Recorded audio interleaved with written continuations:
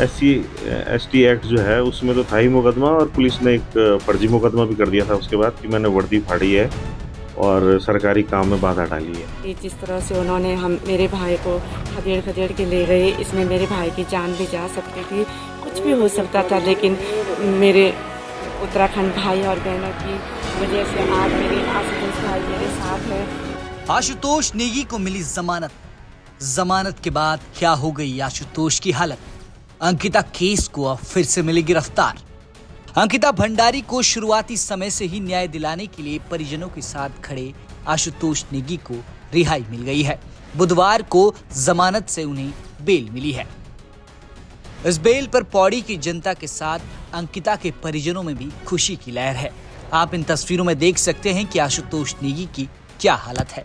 आपको याद होगा कि 5 मार्च को आशुतोष नेगी को SC/ST एक्ट के तहत गिरफ्तार किया गया था और उसके बाद से वो जिला कारागार में थे, लेकिन बुधवार को उनकी रिहाई हुई है। रिहाई पर उन्होंने क्या कुछ कहा, सुनिए। देखिए, SC/ST एक्ट जो है उसमें तो था ही मुकदमा, और पुलिस ने एक फर्जी मुकदमा भी कर दिया था उसके बाद कि मैंने वर्दी फाड़ी है और सरकारी काम में बाधा डाली है।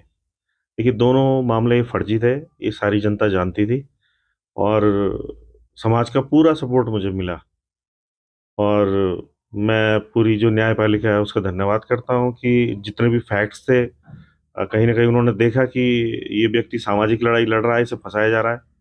तो मैं धन्यवाद करता हूँ न्यायपालिका का कि जो हमारा विश्वास न्यायपालिका पर है वो कायम रहा, और उम्मीद है कि जो आगे अंकिता भंडारी की जो हम लड़ाई लड़ रहे हैं उसमें भी हमें न्याय मिलेगा। वहीं आशुतोष नेगी के साथ साथ एक खुशी की लहर अंकिता के परिजनों में भी है, क्योंकि अंकिता के परिजनों के साथ पत्रकार आशुतोष नेगी सितंबर 2022 से लगातार जुड़े हुए हैं। लगातार ही वो अंकिता भंडारी को न्याय दिलाने की मांग कर रहे हैं। वहीं आशुतोष की जमानत पर अंकिता की मां सोनी देवी ने क्या कहा, सुनिए। हमें क्या, हमारे पूरे उत्तराखंड भाई और बहनों को बहुत बुरा लगा कि जिस तरह से उन्होंने मेरे भाई को खदेड़ के ले गए, इसमें मेरे भाई की जान भी जा सकती थी, कुछ भी हो सकता था, लेकिन मेरे उत्तराखंड भाई और बहनों की वजह से आज मेरे आशुतोष भाई मेरे साथ है। मैं उन सभी का तहे दिल से अभिनंदन करती हूँ। मैं बयान नहीं कर पा रही हूँ कि मैं किन शब्दों में अपने भाई और बहनों का धन्यवाद करूँ कि आज उनके संघर्ष के कारण मेरा भाई हमारे साथ है।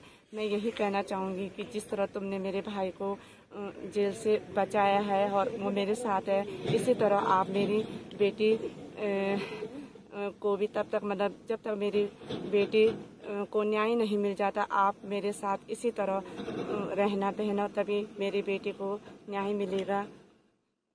हाँ, उनको तो वो तो झूठे मुकदमे में उन्होंने फंसाया था, तो मैं तो यही बोलूँगी कि वो झूठे थे और मेरा भाई सच्चा था, इसीलिए मेरे भाई को रिहाई मिली। और मैं क्या बोलूँ, ये सारी जनता जानती है कि उन्होंने मेरे भाई को झूठे मुकदमे में फंसाया था, क्योंकि वो अंकिता के केस को गुमराह करना चाहते थे। क्योंकि जिस अंकिता बेटी के लिए हम वहाँ पे बैठे थे, कुछ दिनों तो हमें ऐसे लगा कि हम अपने भाई को अब देख भी पाएंगे कि नहीं। आज मुझे यकीन नहीं हो रहा है कि मेरे भाई मेरे सामने है, पर ये सब मेरी उन भाई बहनों के कारण हुआ कि जिन्होंने आशुतोष भाई के बाद हमें इतना सपोर्ट किया। आज उन्हीं का संघर्ष है जो मेरा भाई मेरे साथ है। मैं बार बार उनका धन्यवाद दूंगी कि आज मेरे उत्तराखंड भाई बहनों ने बता दिया कि एकता में कितनी शक्ति होती है। इसी तरह आप मेरे साथ रहना और मेरी बेटी को भी न्याय मिलेगा, जिससे अब किसी भी बेटी के साथ ऐसा दोबारा ना हो। देखना, जब तक पुलकित को फांसी नहीं हो जाती तब तक आप सभी मेरे साथ बने रहना। आशुतोष नेगी की रिहाई के लिए कई सामाजिक संगठन और अंकिता के परिजन न्याय की लड़ाई लड़ रहे थे। श्रीनगर और पौड़ी में लगातार रैलियों का दौर जारी था। वहीं पहाड़ी स्वाभिमान सेना भी बढ़ चढ़कर आशुतोष नेगी की जमानत की बात कर रही थी। आशुतोष नेगी की जमानत पर पहाड़ी स्वाभिमान सेना के प्रदेश अध्यक्ष ने क्या कहा, सुनिए। देखिए, आशुतोष भाई निर्दोष थे और आज ये मानना भी पड़ा है, कोर्ट से जमानत मिली है।